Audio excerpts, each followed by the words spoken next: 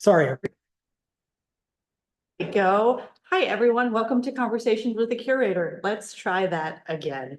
Welcome to spooky season. It is October and we are sitting in front of our very appropriately titled Cabinet of Creepy Curiosities. Well, Tim is sitting in front of it, as we just said. I do too. Space and yes, time. It's the same thing. Yes.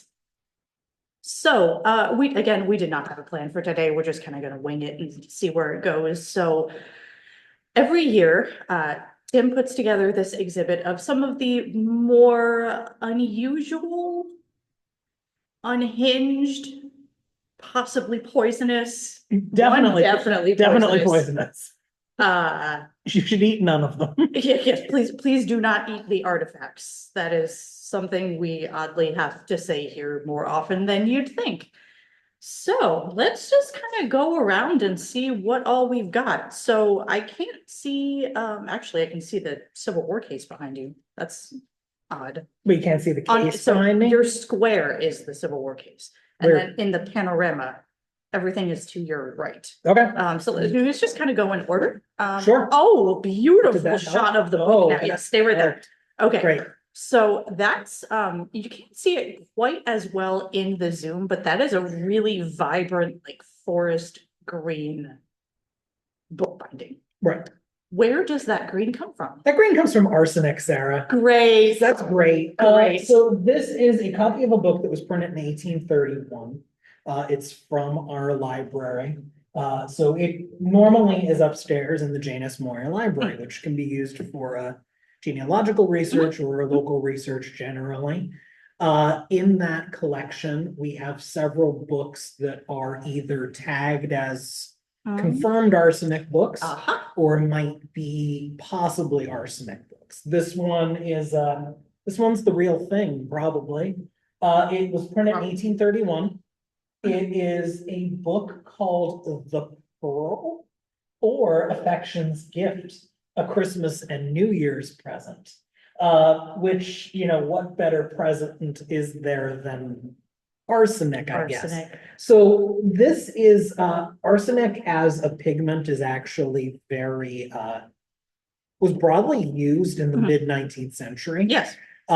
In part because it makes a very beautiful green, which, you know, you can see here. Maybe you can't necessarily see it quite this way, but it is. It's pretty close to your coffee mug. Pretty close to this. It's a really kind of sharp green. The thing about green pigments historically is that green is green for a lot of the history of art, the history of dyes, the history of making anything a color. Green is actually really hard.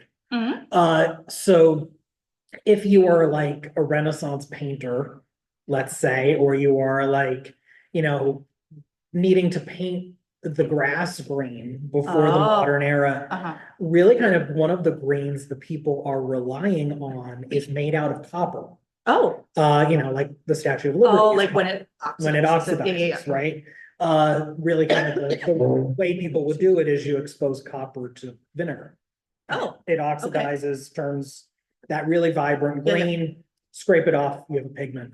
That's great if you want something to look green in the moment. It's not a green that lasts very long, right? So in the 19th century, we really see this beginning, like the really beginnings of the 19th century into it. With green, but in other colors in particular. The first isolated color, one of the first isolated colors anyway, is mauve. What we come to know as mauve. And that's what it was called, mauve. But which isn't green. But green and arsenic green is one of the first pigments that's really kind of manufactured. Right? Arsenic is mined, arsenic is processed, arsenic becomes a pigment. It is in this quest to find a green that stays and a green that is beautiful. So in the 19th century, it starts being used as a pigment. It starts getting incorporated into dye stuffs.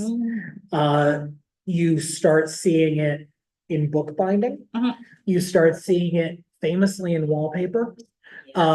Which is really going to be the thing that kind of leads to its downfall. More on that in a second. And you start seeing it actually like in pigment too. and dye stuffs. You start seeing it in dresses. So there's, Great. beautiful green dress. So what happens is this starts being widely used. Mhm.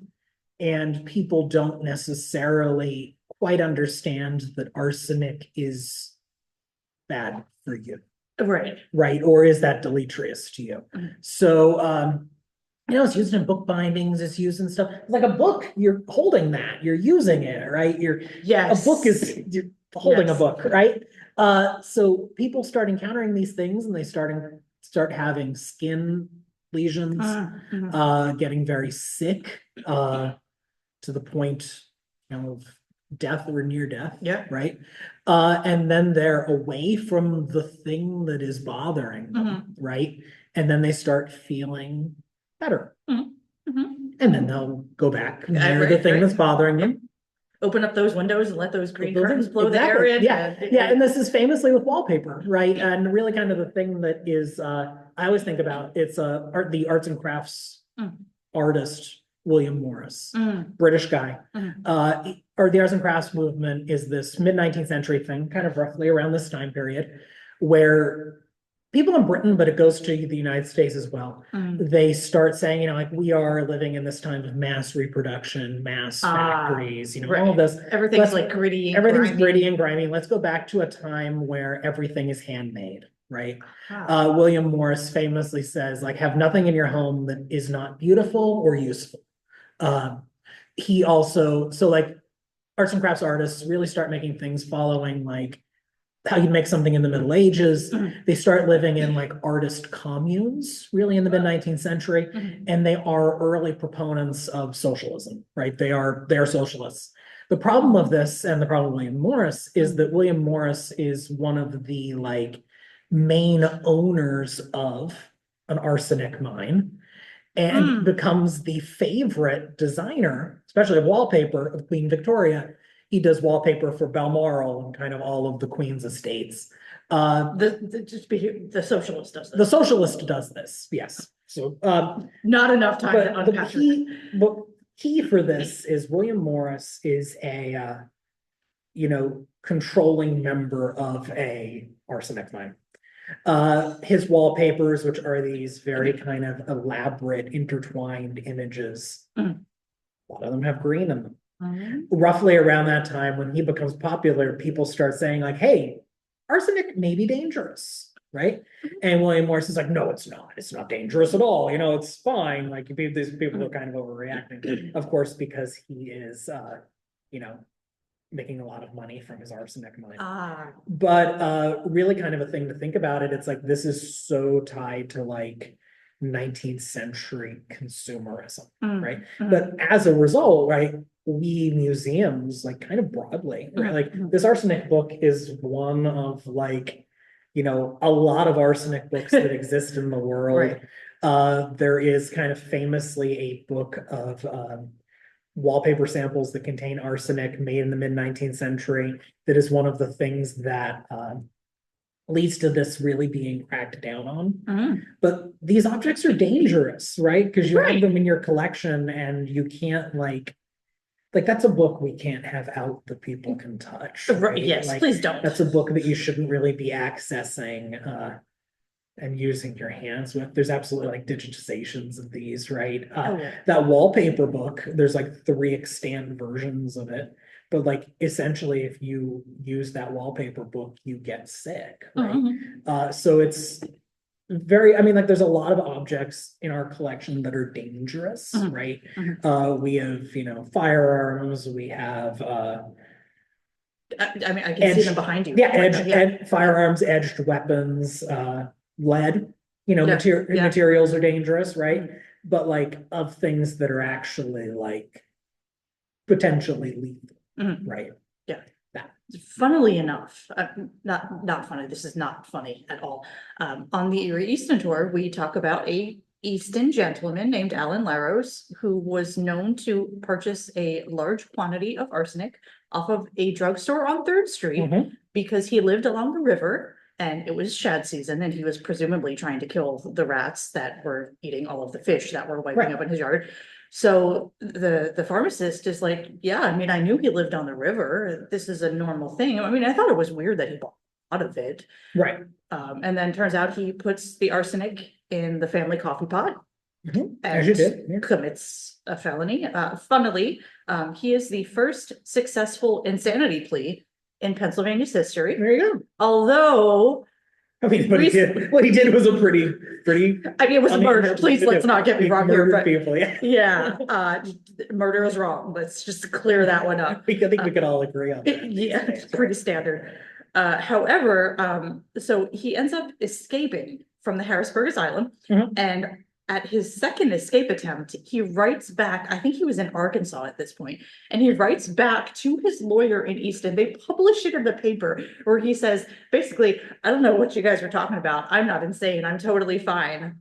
Very respectfully, Ellen Larrows. Down Mountain, Arkansas, try to find me. Yeah. And well, they did, and they brought him back like, It's wild. real smart man. Puts like postmarks. Like to that point, right? Like, so like arsenic is used as a pigment, right? But it's also like people would be buying arsenic like into the 20th century for sure, right? Like it's used as a like rat poison. Yeah. It's used as, especially like the one arsenic pigment known as Paris green is used as a to kill weeds, right? You'd green your you green it, right? So you would intriguing. Yeah, you kind of get rid of your weeds because you'd have a little like it's like a little like pumper thing, like those little things you get at Home Depot, and you put the arsenic in it and you put it out on in your As one does. garden. I'm sure that's fine. Let the kids run out in the yard then. Nothing to worry about. Yeah. Sure. So that is the pearl. That is only one of the many objects we have. To do in our cabinet. Let's talk about two other objects that are right next to that, which we recently just discovered more about. Let's more on that. These are from a steamship that you may not know that Easton had a steamship company because it didn't last very long. And in fact, Easton had like a shipwreck for a little bit. Yes. It's interesting to think about. In fact, we see objects from this very wreck, not in great shape, as you can see. The wheel is hanging on by a thread there. Yeah. Yeah. So what are the stories behind this? Is the steering wheel and the bell from the Alfred Thomas steamship. Yes. So the Alfred Thomas is a fascinating moment again in mid-19th century stuff. I think what were y'all doing? Yeah, I was gonna say, I think one of our kind of recurrent themes on our little program here is the 19th century. What were they doing? Right. So it's the Alfred Thomas is a steamship. The Alfred Thomas. It might still be. You don't know. We have more on that in a minute. Was really kind of an investment opportunity by a bunch of guys from New Jersey. Right. They buy a steamship. They have the steamship built. And the thought is they're going to run, and I think I processed this, and I can't just imagining it in reality as something that functions. They're running a steamship up to Port Jervis and back, right? So it's like really using the upper Delaware as a water thoroughfare, right? Interestingly, going up the Delaware against the current. Yes. Not just la-di-da having a nice little boat ride down to Philadelphia. Yeah. This was a feat. This is a steamship though, so it's gonna do it. Right. Theoretically.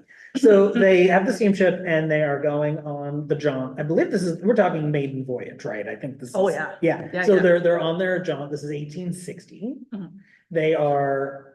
There's a bunch of people on the boat, which actually there's some connections here that we can make. Most notably. I'm sorry, this is like unhinged. I love telling this part of the story. So the ship's builder, who is Thomas Bishop, which is where the Thomas in Alfred Thomas comes from. Yes. He most notably was not on the ship.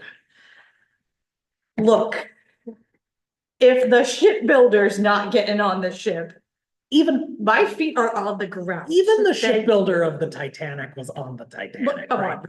So I mean, famously unsinkable, but he was on it, right? So they're in the Delaware. The Thomas is not on the Alfred Thomas. Alfred is on the Alfred Thomas, and they are. He regretted that. They are steaming up they're leaving the lock and they're steaming up towards Getter's Island. More on that. More on and then there's a lot of many connections here. And as that is happening, pressure in the steam in the boiler Yes. increases Uh-huh. to a dangerous amount. Uh-huh. And the Alfred Thomas explodes in the river. Yeah. In Somewhere close near Getter's Island. somewhere near Getter's Island.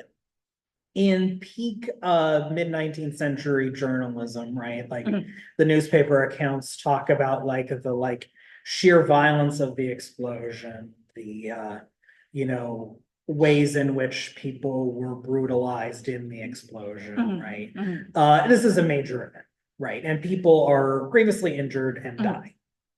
The boat, you would think this large explosion would sink it, right? It doesn't. So the Alfred Thomas is disabled, presumably burning. And still floating down the Delaware. Floating down because it had been going up the Delaware. Right. And now the current is pulling it down the Delaware because Right. there's the steam portion of this is disabled. You're right. And it lodges in the railroad trestle further down the river and gets stuck there. And then we have a salvage operation, right? So it's a multi-pronged salvage operation because there are people, both living, dead, and injured, on the boat or in the water, and they are being brought to shore, including someone who we'll meet in a moment. And then there is a salvage operation of objects from it and the boat itself, including the wheel, which when you see the wheel, you can tell it lived through an explosion, I think, and the bell, which is arguably like the voice of any ship, right? It's like and that's in good condition. It's in really good condition. So the Alfred Thomas, though, was not in good condition and is lodged in the railroad trestle. It then appears, and this is actually, I found accounts of this and I want to do like the good historical work of finding the primary documentation that says this. Oh, yes. So the Alfred Thomas, because like one of my questions, the Alfred Thomas is like, if this boat exploded near Getter's Island, is it still there? Right. And are there pieces of it? Are there still pieces of it still there? Right. Is there a shipwreck of the Alfred Thomas? The answer is no, because the Alfred Thomas is then taken from under the railroad bridge and is taken to Philadelphia, where it receives a new boiler, and it's a new boiler that works. A functioning one. Functioning boiler that is fixed, and the boat is fixed. And it works from like, let's say, I mean, that has to be like 1861-ish, right? That has to be into the next year. I'd imagine it takes some time to fix a boat. And then it is running as a ferry in the Schuylkill River. Down that way. And then in the Civil War, it's used presumably, well, not presumably, I mean, the thing it says, it is used to run supplies to Union troops in Virginia. So the Alfred Thomas has this kind of afterlife post the explosion in Easton, right? And like, I think what's really interesting about the Alfred Thomas, because this, it's a boat that explodes, and that's interesting. But in the mid-19th century, when it happens, right, like by we, I mean the United States, but the world too, is kind of engripped with this idea of like the steam powered, right? It's the age of steam, right? The age of train, the age of steam powered boats, the age of like steam powered machinery, right?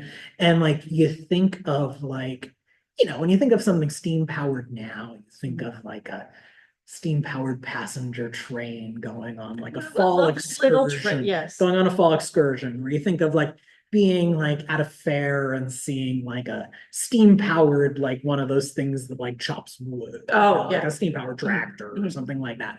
But like in the 19th century, like steam was everywhere and steam was dangerous, but it was also a like point of curiosity, right? So it's like the Alfred Thomas is something that's like, it is ultimately like was meant to be a money-making opportunity based upon new technology, because steam power allows you to go up the Delaware with pretty reason if you have a steam If you have one that works. One that works, right? It's gonna work. But like, this is also a time when people would literally, not really around here that I know of, though if this happened, I'm into it.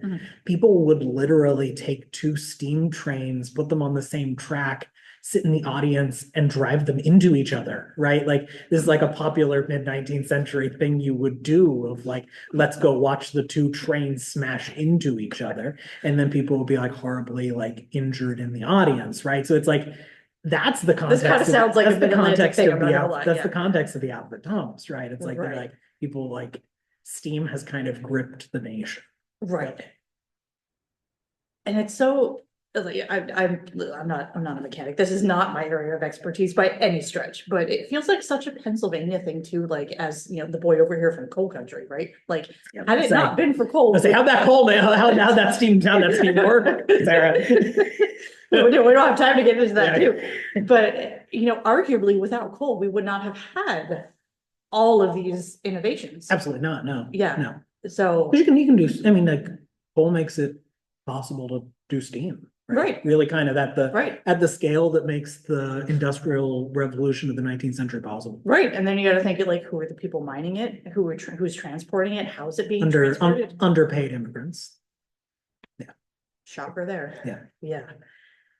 So, speaking of people, we have a very notable is the word that I want, for better or for worse, because he was quite the character. A Benjamin Mettler Yules.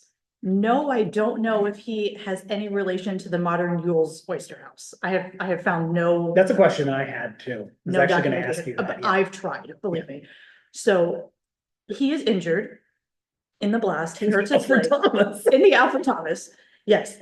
So he survives, doesn't do great for the rest of his life, you may imagine.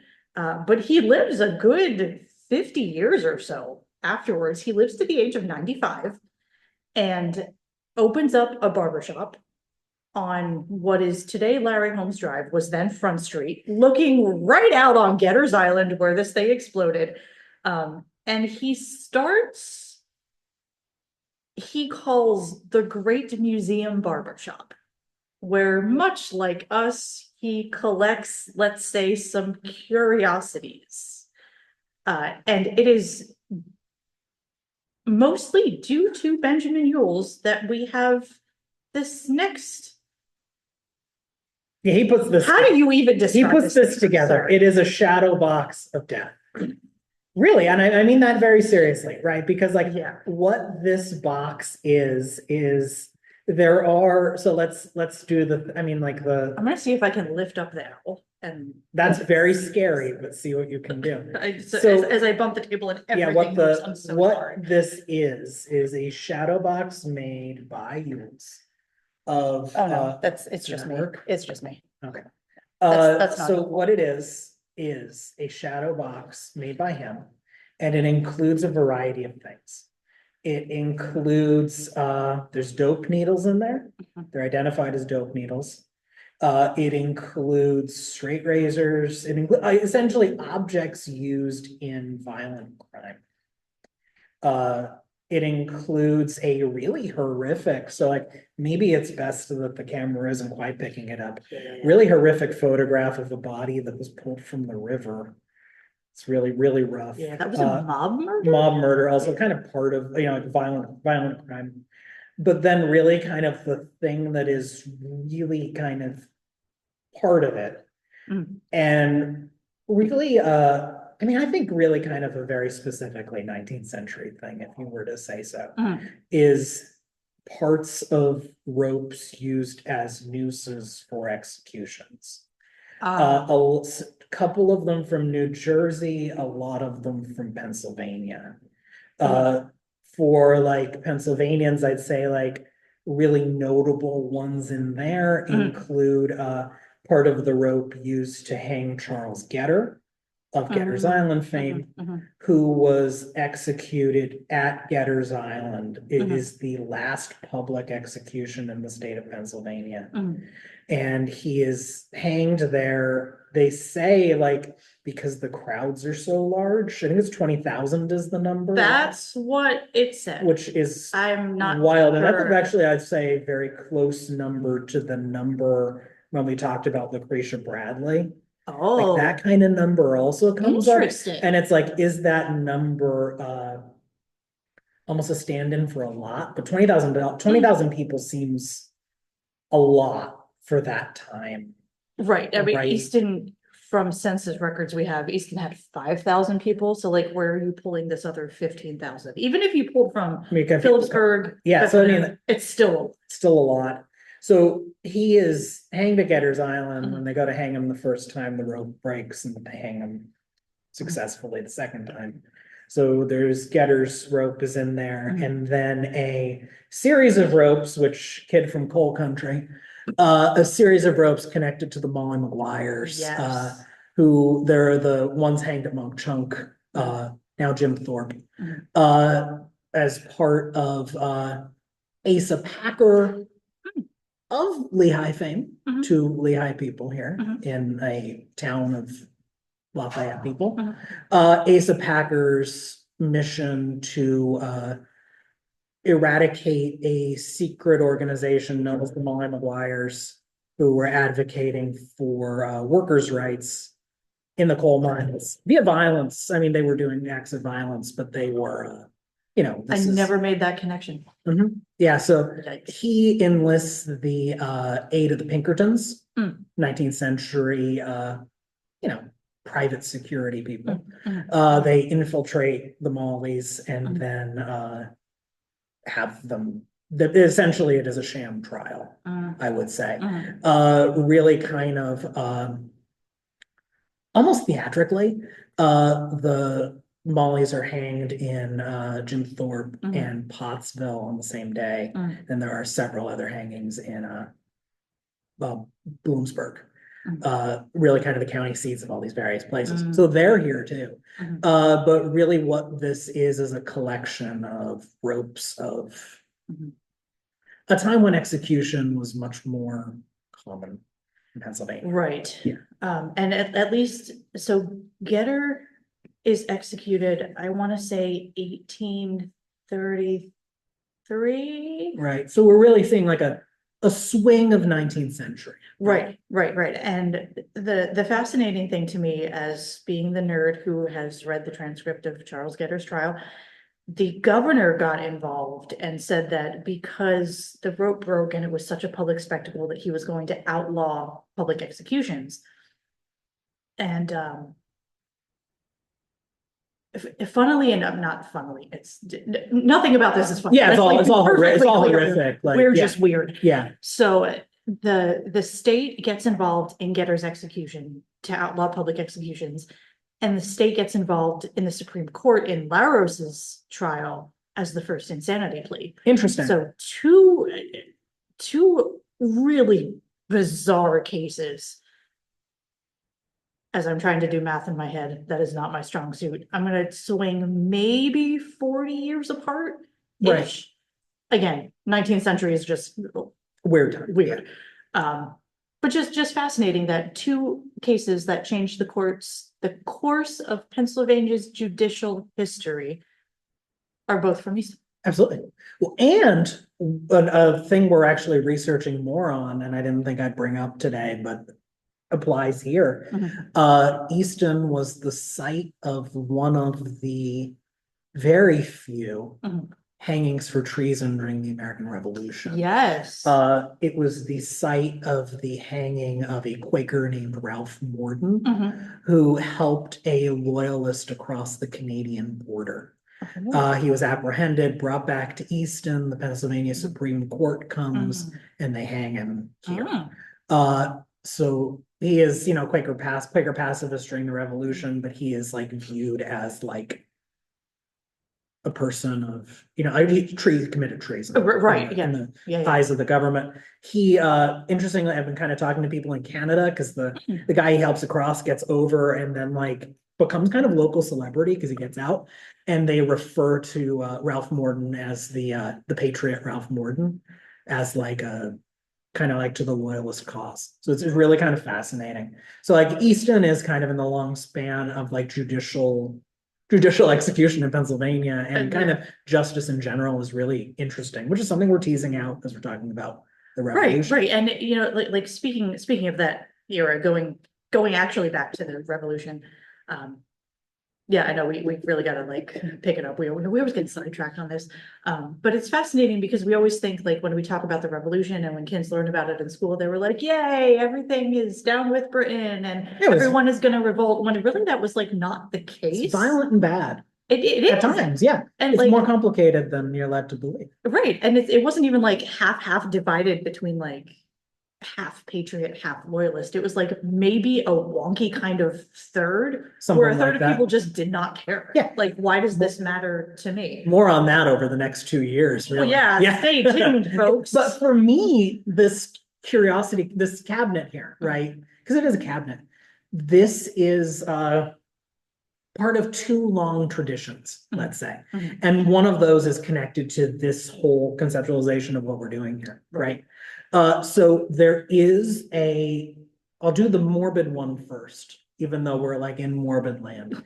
There is very long-standing traditions in the broader Europeanized world of people taking souvenirs from executions. Yes. Of which I would say this is an inheritor. Right. Famously, what I can like the really kind of famous example of this is like the lower classes dipping cloths in the blood of executed French revolutionaries during French aristocrats during the French Revolution. People taking elements of like garments people were wearing, right? The kind of like keeping of relics of like the gloves that Charles I wore to his execution day, right? So there is kind of long-standing tradition of the keeping of memorabilia associated to executions, because historically executions were entertainment, a public spectacle, right? Even like in the case of like, like the Mollies, it's not public, though people are like seeing it, like it's happening semi-publicly, or they're kind of craning their necks to see over the jail wall. It's still public spectacle, right? Because it is still very much kind of part it's of very what's publicized. happening. Absolutely. Yeah. It's a major event, right? So like that's part of this long and kind of macabre tradition of keeping souvenirs of that, which we could talk about is like souvenir of like the power of the state, or like the kind of, so like it can be both of these things at the same time, is the classic historian answer, right? It is the power of the state and its ability to exact justice and how people might view that as warranted. And it can also be the kind of aggrandizement of and like folk hero making of and all of that of the person being executed, right? So that's an element there. And then the other element of this is like, this is almost classically a cabinet of curiosities, right? So like long history, a cabinet of curiosities, and like I'll do this really quick because like the spoiler, this is like what my dissertation is about. Cabinets of curiosities are what makes the genetic ancestor of museum, right? Monarchs broadly. I think the first cabinet of curiosities in a cabinet of curiosity sense was located in Tenochtitlan, which is now Mexico City. But that's not necessarily a discussion for here. But cabinets of curiosities were collections of stuff, right? Traditionally, that's man-made things from the natural world, curiosities like double-headed chickens, weird magical objects, rocks, crystals, all that.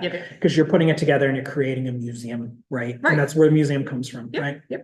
They're also known as Wunderkammer in the German. Wunderkammer, room of wonders, which is great. But that's what this is, right? Because this is like me calling it a cabinet of curiosities is me being kind of like nerding out on that concept. Oh, yeah. Because a museum is a cabinet of curiosities, right? Oh, in every And of course, aspect. cabinets of curiosities are tied to, like, the historical cabinets of curiosities are tied to power. And as we've talked about many times, museums are also tied to power, which is something we have to be very aware As of. we can also very, very subtly see the Treaty of Easton behind you. There it is. Yeah, more on, we should talk about that someday. Oh, it's coming, guys. It's coming. More later. More later. More later. So that's that, Mhm. right? Mhm. Let's do the quick one first, and then Yeah. we can kind of talk about the boy. So two objects here that we're not going to go too much into, in part because we don't want to talk too much about our upcoming one Mhm. next month. Mhm. One is a mourning shawl, which is a Yes. shawl that is dyed black. Of course, part of 19th century traditions of mourning and the wearing of black after the death of a loved one, kind of a complex system of, graying out. Also a very public. Very public. Yes. Performative even. There we go. That's the word I want. And the other thing next to it is something I've now spent a lot of time thinking about, comprehending, learning to do. I think there are still tickets left for this. Yes, in approximately a week and a half, Tim is going to run a Victorian hair wreath workshop. To the best of my knowledge, there are still tickets available. Last we checked. Yes. So hair wreaths are a 19th century object, not to give too much away, right? They're made in context of mourning, but they're also made commemoratively. They're not always mourning. And really what they are is weaving and creating an object made out of human hair. So that thing hanging on the wall there, if you can see that, is made of human hair and wire. A lot of people find them intensely creepy because it's human hair and that has a kind of thing for that. They are really, this particular one is actually spectacular. And I've kind of said that to people like somewhat as almost as a joke, but this is a really, It's very large too. It's really large. More so But than this is others. a really good example of a mid-19th century, like a later 19th century hair wreath. But more on hair wreaths next month. Stay tuned. Stay tuned. The real star of the show, and he was a star of every show, is a ventriloquist puppet who is known as Bobby, Little Master Bobby or Master Bobby. Kind of point to him because he's sort of, yeah, go over he's there. hidden. He's hidden there. Oh, and maybe the owl will focus Can on you him. see- Oh, yeah. Okay, so you can see me in the panorama. You can really only see like up to here of him, but it gets like kind of weirder as it goes on. Like his hands are sort of rectangular and he has these really, really tiny boots. Kind of adorable boots. So Little Master Adorable Bobby, had it been on anyone else. Little Master Bobby is a celebrity.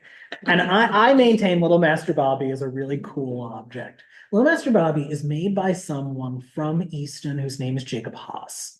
He makes him in the 1850s. He is a ventriloquist dummy. He has a mouth that you can move.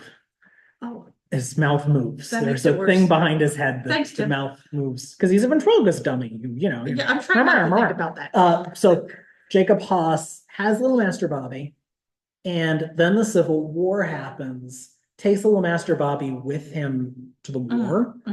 And according to the record, right, he like entertains his compatriot soldiers with Little Master Bobby. Then after the Civil War, and this is like another research thing I really want to do.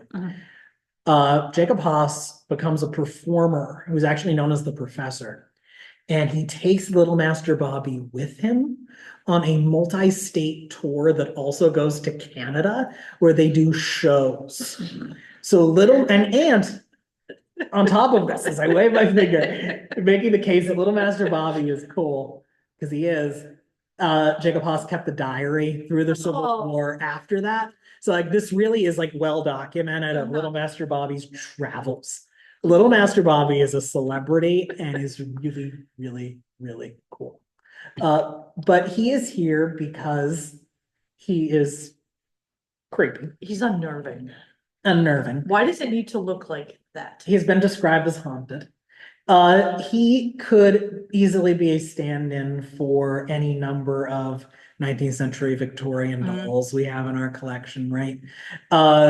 Dolls and things like Little Master Bobby have a very specific reaction that people have, which you know, sometimes people find dolls adorable, but like usually people are kind of, you know, they can make people feel really kind of creeped out, right? The older they are, people feel weirder about them. Yes, which I think we can talk about, and not to like go down like a rabbit hole really, but it's like tied to that idea of like the uncanny valley, I think, right? Where like something, the idea of the uncanny valley, it's like that something, and this is like people that write about like why people are like creeped out by dolls, what they say, why it is. The uncanny valley is this thing, and it's a thing the human brain does, where if something becomes closer to looking human, but isn't quite human, it repulses us.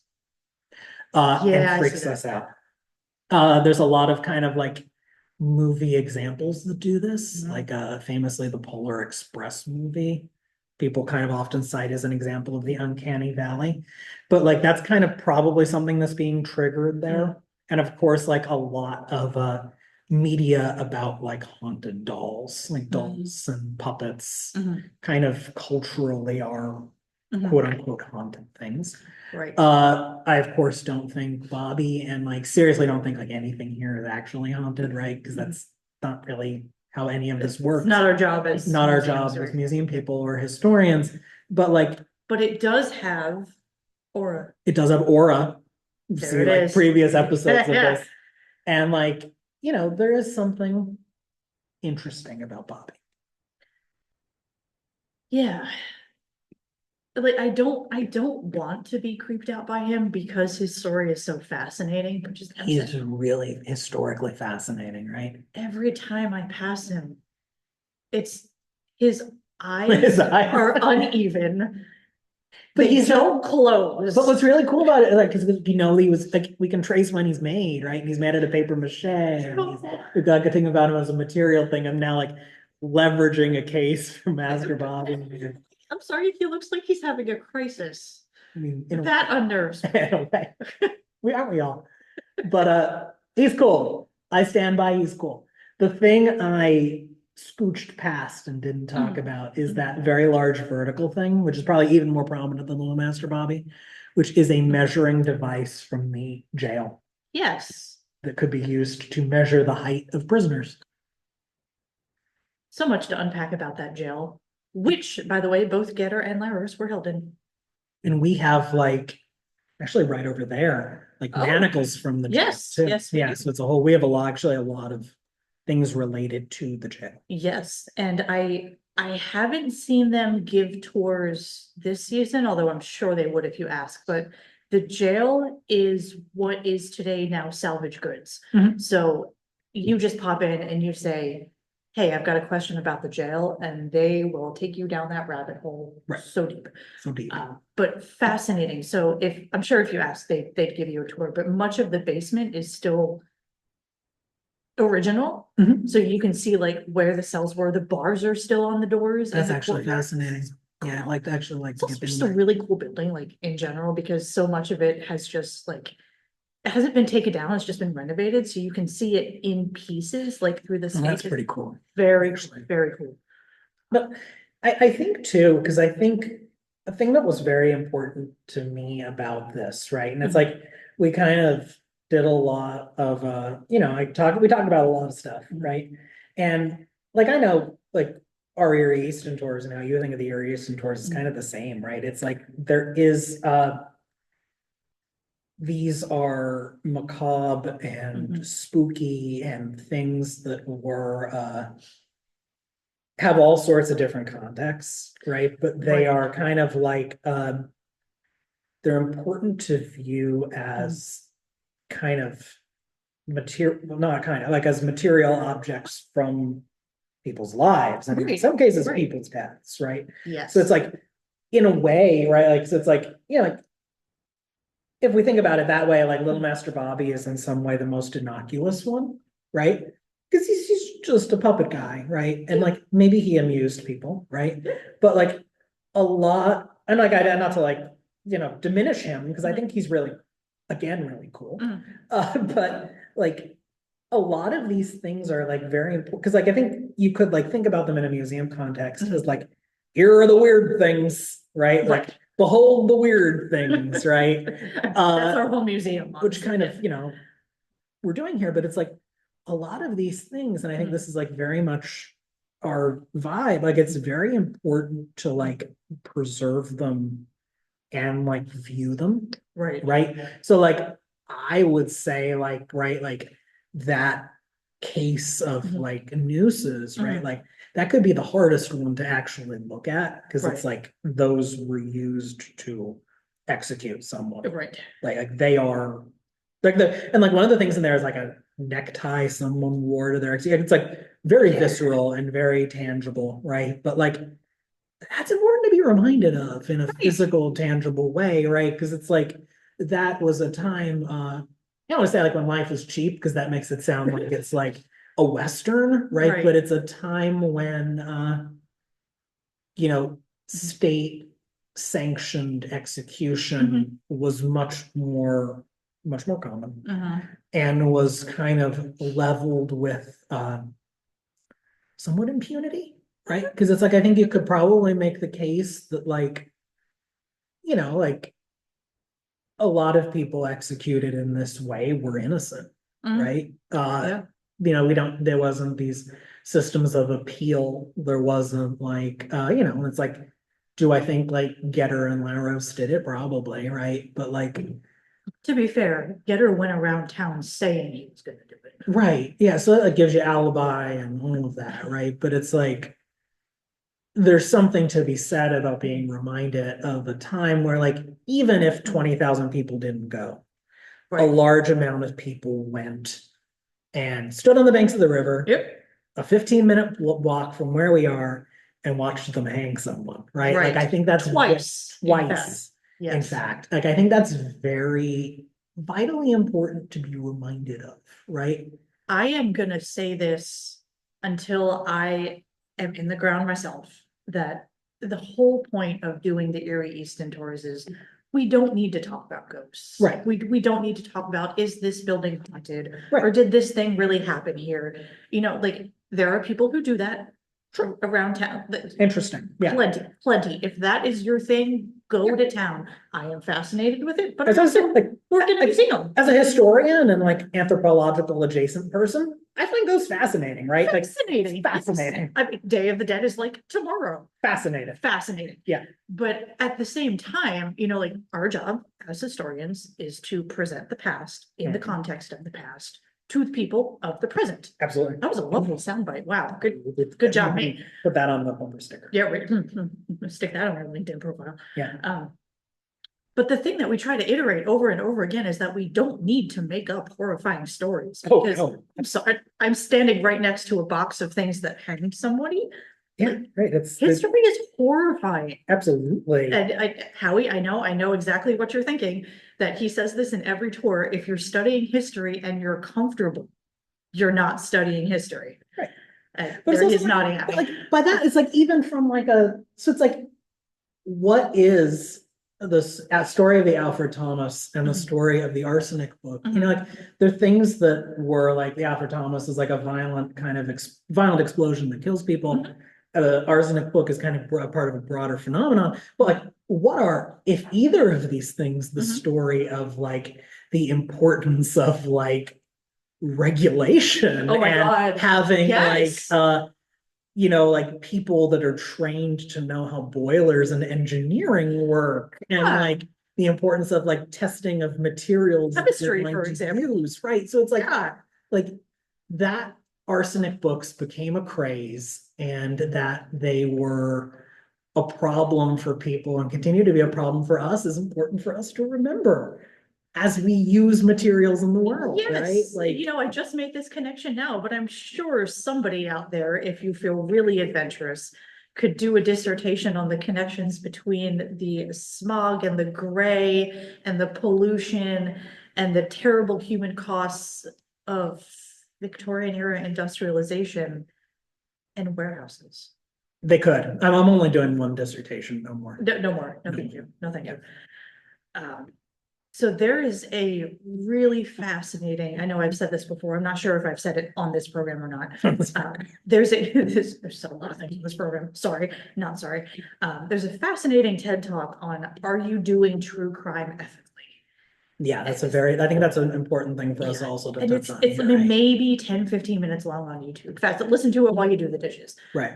But again, it's, you know, as humans, we have this fascination. We want to understand horrifying things because we're people, right? We live in a world where awful things happen Absolutely. simultaneously, daily. People are fascinated by cults and serial killers, right? Right. But at the same time, you know, we have to keep in mind that not only are we talking about real people, but we're talking about real events that still impact people. Like we talk about Charles Cullen on our tour, the serial killer from Easton, by the way. Known to have murdered 40 people, suspected to be wildly higher than that because medical records have been destroyed. And we've met people on our tours. We've met the arresting officer on our tours. Like this is a new thing that people remember. People remember when he was local hospital. Absolutely. Yeah. And we don't do any kind of justice to that if we sensationalize it. Absolutely. You know, I would not be doing, but I would not deserve to do my job if I did that. Right. Yeah. So here we are talking about nooses. Yeah. And strange looking ventriloquist dummies and objects of disaster.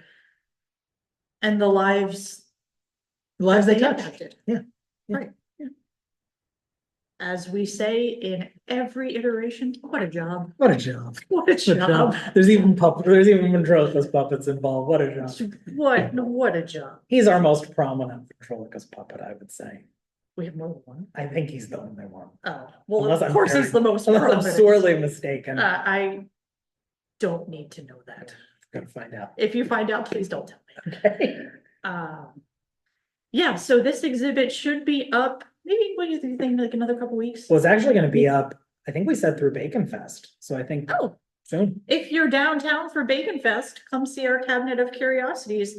Also, we got some really comfy hats in the shop. What pairs better with bacon than a ventriloquist dummy? You know, asking the real questions. Asking the real questions. So we are running out of time. However, one comment, one question, not to Oh God. comment the question. Okay. So Howie says the novel and the movie The Name of the Rose. Okay. Are you not aware of this?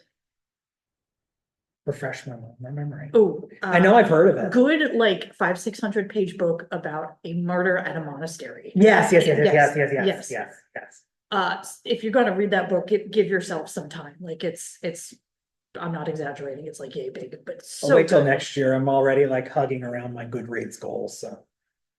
I'm not gonna say how many books I am behind schedule, it's embarrassing. A question about the Revolution period. Can we verify that General Sullivan hung 2 officers in Easton prior to the Indian campaign? Do we have documentation on that? I don't know. I've just something I've heard and I've wanted documentation of. So more on that soon, I think. Because there's definitely, we're doing some work on Sullivan and kind of before and after Sullivan. So if there's a source, I'd love to find it.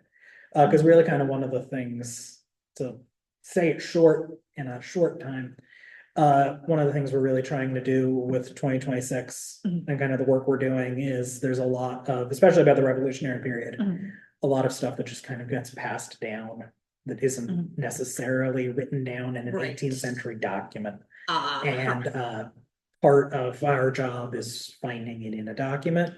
And like really, even if it's in a document, it's hard to say it happened for sure. Right? Because someone could have written it, it might not have happened. Misinformation. But which is true. Like that doesn't necessarily, but like really, I think we want to be sure like that stuff is checked. Right. That is indeed our job after all. Fun fact, we have a library upstairs where you can do exactly that. We actually have really great stuff too. Yeah. Another thing we did not mention that I just thought of talking about the arsenic. Where a lot of those books are, in the stacks themselves, they're bagged, labeled very clearly, like, do not remove them from the house. Something else that is in a bag, is a very rapidly deteriorating original 1876 pamphlet of the Lauers trial in German with I think it's a reproduction of a wood carving on the front that shows the family in their coffins and says like the Lauers murderer and family poisoned by an ungrateful son or something, but it's Quite an indictment. Unhinged pamphlet, yeah. Yeah. But reading that trial, like you can even see as the trial was happening how it was becoming sensationalized. Absolutely. So again, our job is to kind of like unravel that and find what has been sensationalized, what's almost achieved, like, dare I say, folklore status? Right. But a good word. Absolutely, yeah. Yeah, so a lot of the conversations, we have one more conversation this year. We are not doing one in December because it is Christmas that day. November. I mean, we could do it on Christmas, our Christmas program. You know what? You know. No. So many angles I could go. I know. No. I know. So November's will be Victorian mourning customs. And then I've sort of started planning for 2020. Almost said 26. Nope, we are still in 24. Be in 25 soon, yeah. Thank you. Yes. So some of the things that I do want to discuss are an update to the 1780 register, what enslavement looked like in Hampton County. We will talk about the real star of the show here, Phyllis. Right. Who, if you have not heard, is a really remarkable woman. I won't give away too much. We do really need to do one on the Treaty of Easton, like as I'm looking at it. Yeah, we right can just now. move the table over there, yeah. We can, we could, yeah. Anyway, great things gonna be happening. Watching the space, yeah. Watch. So this is the perfect time for, I've never said this in my life, but so this will be on YouTube. So if you like and subscribe, you gotta do the little subscribe, hit the notification bell. So good things gonna be happening in 2025. Let's get cracking. Bye, everyone. All right, bye. Thanks so much. Oh, one more comment. Oh, just walked into the Sigil for the first time last Friday prior to Howie's great speakeasies tour. There's one more speakeasies tour, by the way. Fourth Friday in November starts at 6. There are still seats open. We talk about the, let's say, what's a kind way I can say this that YouTube won't censor me? Organized crime and the oldest profession on earth. There we go. There we go. There you go. Absolutely fascinating. We were quite the happening place. Let's say it like that. What a place. She also says, thank you for de-creepifying that puppet. Everything else much more creepy. I'll be back. Thank you, Kim. Thank you for recognizing the work that we do. So stay tuned. 2025 is going to be great. And we will see you in November for our last of the month. All right. Thanks, everybody. Bye, everyone.